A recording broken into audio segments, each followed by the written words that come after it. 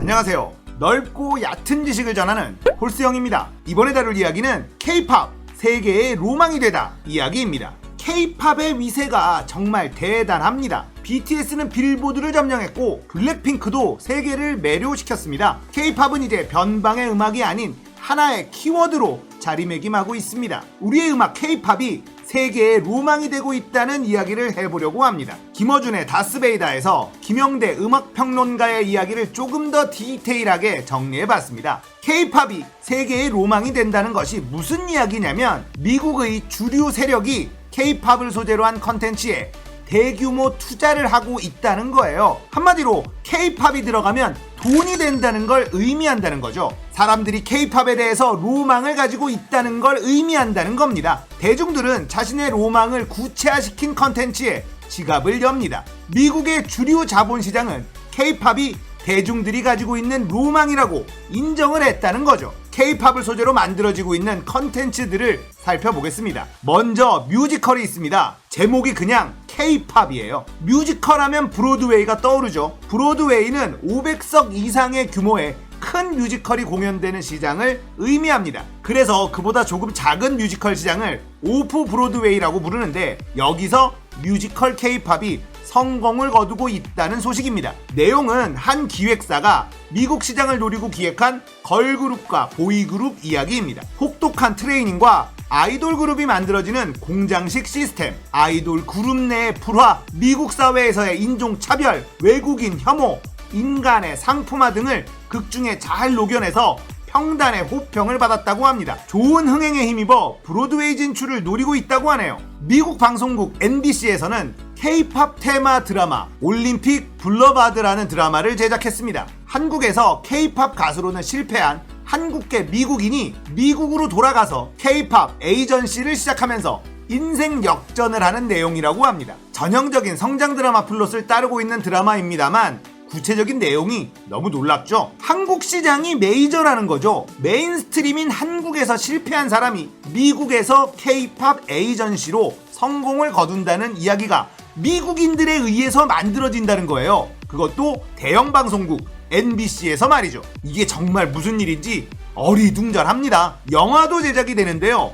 제목이 K-팝 로스트 인 아메리카입니다. 뉴욕에서 시작하는 글로벌 데뷔 투어 이틀 전 실수로 텍사스에 도착한 K-팝 보이밴드 이야기입니다. 돈은 없고 제 시간에 뉴욕까지 가야 하는 상황을 그린 영화인데 플롯은 전형적인 미국 로드무비예요. 그런데 주인공이 K-팝 보이밴드라는 거죠. 뉴욕 공연장에 도착하기까지 좌충우돌 우여곡절 뭐 이런 내용이겠죠. 영화를 안 봤는데 본 것 같은 느낌이 드시죠? 소니 픽처스에서 애니메이션도 제작이 되는데요. 제목이 K-팝 디몬 헌터스입니다. 악령을 퇴치하는 K-팝 걸그룹 이야기라고 합니다. 그냥 악마 때려잡는 판타지 히어로물 애니메이션이에요. 여기에 K-팝 걸그룹을 끼얹은 거죠. 이 애니메이션 제작에는 한국인들이 다수 참여를 하고 있다고 합니다. 한국만이 가지고 있는 문화와 정서를 제대로 담아내기 위해서라고 하는데 참 대단하죠. 레벨 윌슨이라는 배우가 감독 데뷔를 앞두고 있습니다. 이 사람이 만들 영화 제목이 서울걸스예요.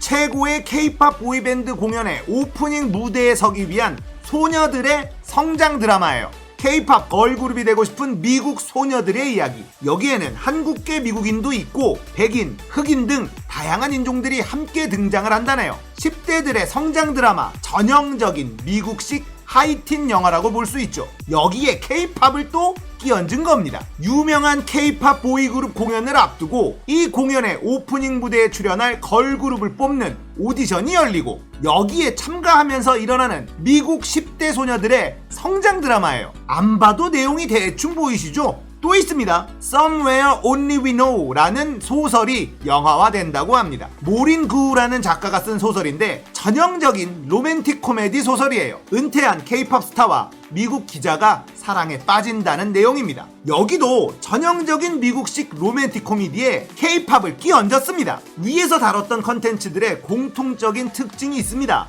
그건 전형적인 미국 주류 플롯을 따른다는 거예요. 미국인들이 좋아하는 구성에다가 K-팝만 끼얹은 겁니다. 그러면 돈이 된다고 생각하는 거예요. K-팝으로 대표되는 한국이라는 이미지가 세계인들의 로망이라는 거죠. 판타지를 파는 것이 헐리우드로 통칭되는 미국 주류 세력의 돈벌이 공식이다. 한국 문화가 대중들에게 판타지로 인식되고 있다. 그래서 K-팝을 소재로 한 컨텐츠들이 미국 주류 자본에 의해서 만들어지고 있다는 겁니다. 정말 놀랍죠? 이렇게 한국 문화가 전 세계인들의 로망이 된 이유는 몇 가지가 있습니다. 첫 번째로 코로나입니다. 전 세계에 코로나가 창궐했습니다. 세계의 돈 많은 선진국들도 맥없이 무너졌습니다.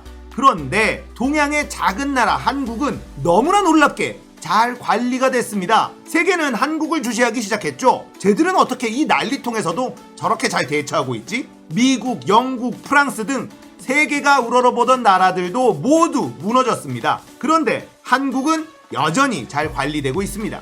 우리들은 방역 지침을 잘 지키면서 버티고 있죠. 단계별 거리두기 때문에 완벽한 일상으로 돌아가지 못해서 불편한 상황이긴 합니다만 외국과 비교하면 너무나 안전한 나라라는 거죠. 그렇게 코로나 대응을 너무나 잘해내면서 한국이라는 나라가 전 세계인들의 관심을 받게 된 계기가 됐죠. 두 번째, K-팝입니다. BTS, 블랙핑크를 필두로 한국의 K-팝이 전 세계에 사랑을 받고 있습니다. 전 세계를 매료시킬 만한 실력으로 무장한 K-팝 밴드들은 한국의 이미지를 완전히 바꿔놓는데 큰 공을 세웠습니다. 세 번째는 넷플릭스입니다. 한국에서 만든 드라마나 영화가 배급사를 통하지 않고 곧바로 전 세계 시청자들을 만날 수 있게 된 겁니다. 한국 드라마가 세계를 강타하고 있습니다. 한국 제작사들은 넷플릭스의 지원을 받고 엄청난 컨텐츠를 만들고 있습니다. 기존의 방송국에서 제작하는 방식에서는 여러 제약이 있었죠. 방송 심의 문제도 있고 PPL 문제도 있습니다. 하지만 넷플릭스의 지원을 받는 드라마는 그런 제약이 없죠. 그렇게 제작비와 자유로운 제작 환경을 제공받은 한국인들은